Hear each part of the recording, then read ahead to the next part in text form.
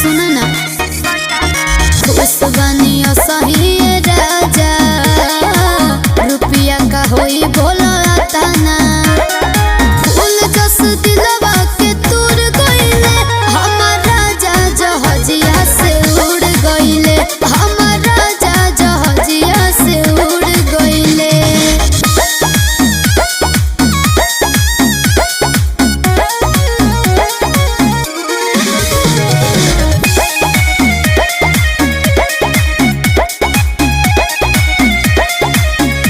कैसे काटबो बिना उनके रतिया